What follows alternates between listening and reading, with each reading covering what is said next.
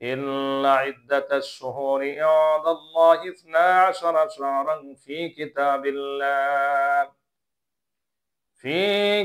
الله يوم خلق السماوات والأرض منها أربعة حرم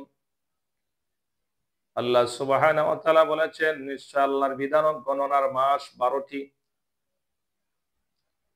তন্মধ্যে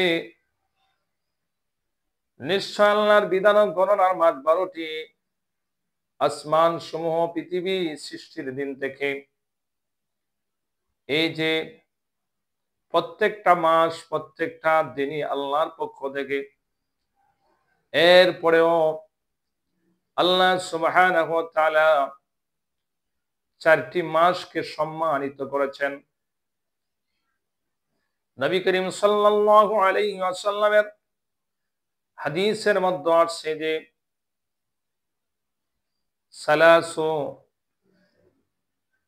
মুতাওয়ালিয়া, অর্থাৎ ধারাবাহিক মাস হলো 3টা সম্মানিত মাসের মধ্যে।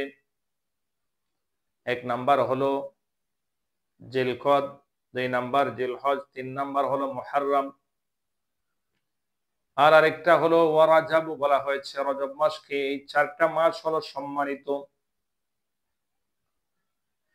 এই 4 মাসের মধ্যে আবার হাদিসের মধ্যে শাহরুল্লাহিল মুহররম বলা হয়েছে, আল্লাহর মাস বলা হয়েছে। অর্থাৎ রমজান মাসের পরে মর্যাদার দিক থেকে আল্লাহর কাছে মুহররম মাসটা হলো বেশি সম্মানিত, যেহেতু শাহরুল্লাহ, আল্লাহর মাস বলা হয়েছে। এজন্য এই মাসের আমরা সম্মান করা চাই। মুহররম শব্দের অর্থ হলো সম্মানিত। এমনিতেই তো মনে করেন আপনি বা আমরা যখন একা বসে আছি এলোমেলো ভাবে, হঠাৎ করে আপনার বাবা আসছেন, শ্বশুর আসছেন, বা ভালো কোনো সম্মানিত ব্যক্তি আসছেন, তখন আপনি একটু নড়ে চড়ে বসবেন, সুন্দর করে বসবেন। তো মাস তো এমনিই চলে যাচ্ছে। আমাদের দেশের মধ্যে সাধারণ মানুষরা এগুলা কমই খেয়াল রাখে। মাসের পর মাস যাচ্ছে, ওই রমজান মাস যখন আসে, শাবান মাস যখন আসে, তখন একটু খেয়াল রাখে, এরপরে আর কোনো খবর থাকে না। তো এই জন্য এই যে 4টি মাস কোরআনের মধ্যে বলা হয়েছে, হাদিসের মধ্যে বলা হয়েছে সম্মানিত মাস, আমরা যেভাবে অন্যান্য মাসগুলোতে তো আমরা পাপ কাজে লিপ্ত হব না, কিন্তু বিশেষ করে এই 4 মাসে আমাদের জিলকদ, জিলহজ অলরেডি চলে যাচ্ছে। জিলকদ চলে গেছে, জিলহজও বিদায় নিয়ে যাবে। সামনে আসছে একটা মাস, মুহররম মাস। আমরা আমাদের যা চলে গেছে, এখন এই মাসটাকে আমরা বেশি সম্মান করব। এই মাসটার মধ্যে আমলগুলো আমরা বাড়িয়ে দিব। আমরা ফরজ নামাজ, ওয়াজিব নামাজ, সুন্নত নামাজ, এগুলা তো আমরা দৈনন্দিন করতেই আছি। এরপরে যে সুন্নত গুলো রয়েছে গয়রে মুআক্কাদা, যেগুলো না পড়লে গুনাহ হবে না, এগুলো আমরা এখন ছাড়বো না। এখন আমরা নিয়মিত এই নামাজগুলো পড়ব। এরপরে নফল নামাজগুলো, এগুলো আমরা কি করব? আদায় করে নিব। তাহাজ্জুদের নামাজ, হাদিসের মধ্যে আসছে, নবী বলেছেন আফদালুস সালাতি বাদাস সালাতি সালাতিল মাফরুদা, যে আল্লাহ রাব্বুল আলামিনের কাছে ফরজ নামাজের পরে মর্যাদাপূর্ণ নামাজ হলো সালাতুল লাইল, রাতের তাহাজ্জুদ নামাজ। তো আমরা এই সামনে যে মুহররম মাস আসছে, আমাদের যা তাহাজ্জুদ মিস হয়ে গেছে, চলে গেছে, চলে যাক। এখন সামনে যে আসছে, এগুলা যেন আমরা এই নামাজ শেষ সাথে উঠে যেন আমরা আদায় করতে পারি। এরপরে ফজরের নামাজ জামাতের সাথে পড়ে থাকলে, যদি কেউ মুসল্লার মধ্যে বসে থাকে, সূর্য উদয়ের পরে 15 বা 20 মিনিট পরে 20 মিনিট পরে কেউ যদি 2 রাকাত এশরাকের নামাজ পড়ে, 2 রাকাত এশরাকের নামাজ যদি সে পড়ে, তাহলে তার আমল নামা এক হজের শব্দ। সুবহান। ফজরের নামাজ পড়ছেন জামাতের সাথে, মসজিদে মুসল্লায় বসে পড়েছেন, তাসবিহ তাহলিলের মধ্যে আপনি রত আছেন, কোরআন তেলাওয়াতে রত আছেন, ওই দিক দিয়ে সূর্য উদিত হওয়ার পরে 20 মিনিট বা 22 মিনিট পরে আপনি 2 রাকাত নামাজ আদায় করে নিলেন, আপনি এক হজের সওয়াব পেয়ে যাবেন। সুবহানাল্লাহ। তো যারা ধনী তারা তো তাদের জন্য হজ ফরজ, তারা হজ করছে, অনেকে করছে। আমরা যারা হজ করতে পারি নাই, হজ ফরজ না, আমরা যদি একটু চেষ্টা করি যে ফজরের নামাজের পরে আমি মুসল্লায় বসে থাকবো, এক হজের সব কামানো সম্ভব।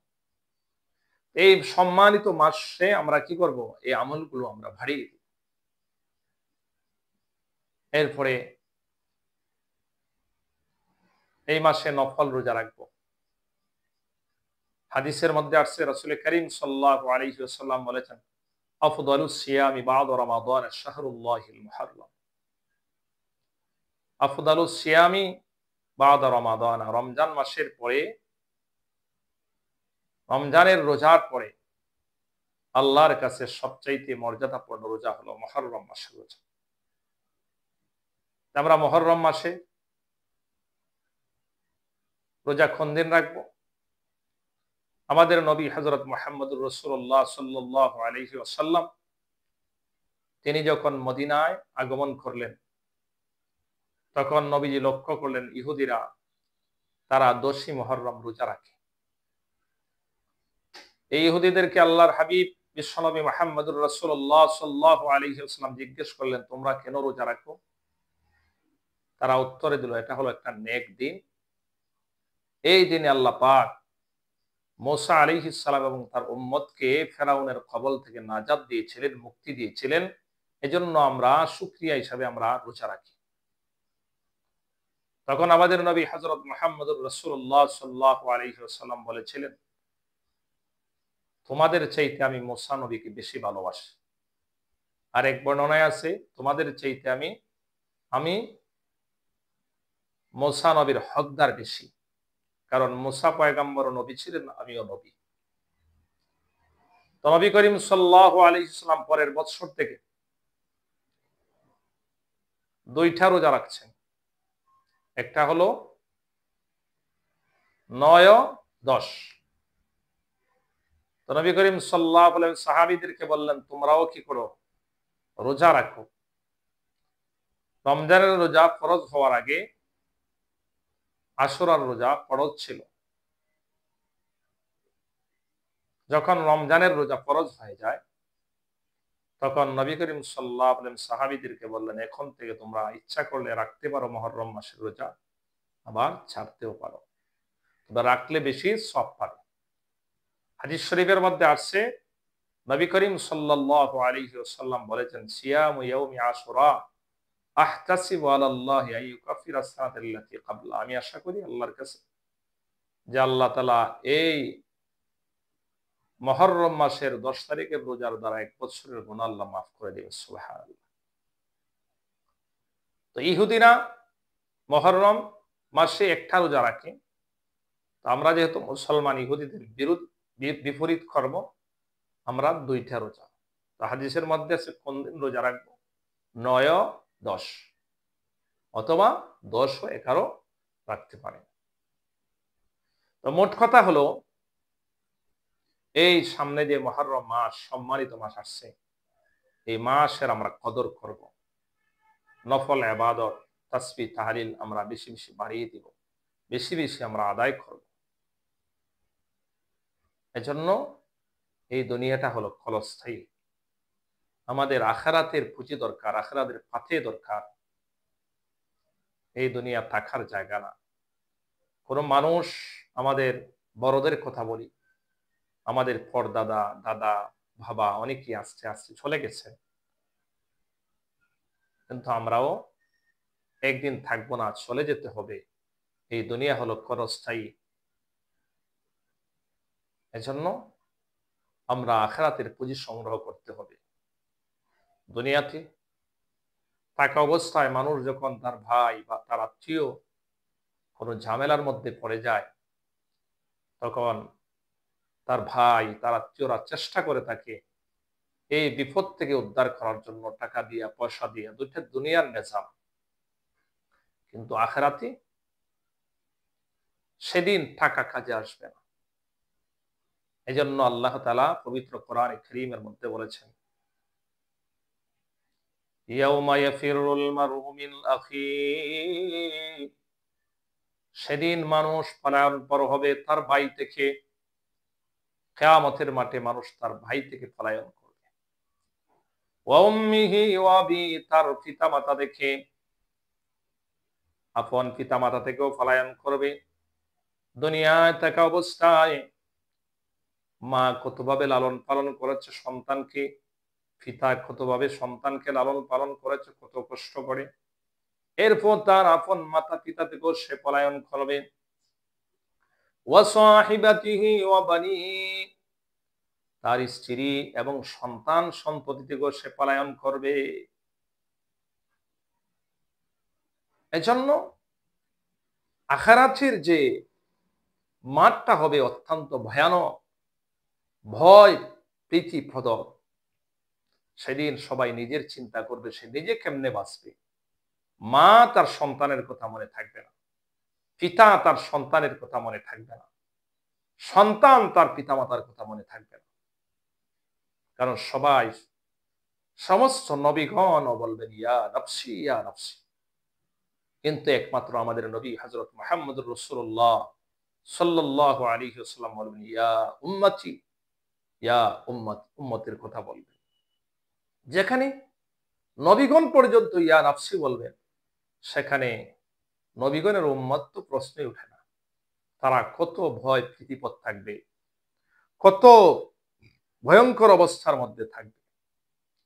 এজন্য মুসলমান ইমানদার, সেকেন্ড চলে যায়, মিনিট চলে যায়, ঘন্টা চলে যায়, দিন চলে যায়, রাত্র চলে যায়, সপ্তাহ চলে যায়, মাস চলে যায়, এভাবে বৎসর ঘুরে আসে। আসলে এই নিজামটা আল্লাহ তাআলার পক্ষ থেকে। তো আমাদের যতদিন হায়াত আছে, হায়াতে জিন্দেগিতে আমরা বেঁচে থাকবো, ততদিন আমরা এই আখিরাতের পাথে সংগ্রহ করব। তাহলে আমাদের আখিরাতে আমাদের জন্য সফলতা বয়ে আনবে। এই বলে আমি আমার সংক্ষিপ্ত আলোচনা শেষ করলাম। ওয়া আখিরি দাওয়ানা আলহামদুলিল্লাহি রাব্বিল আলামিন।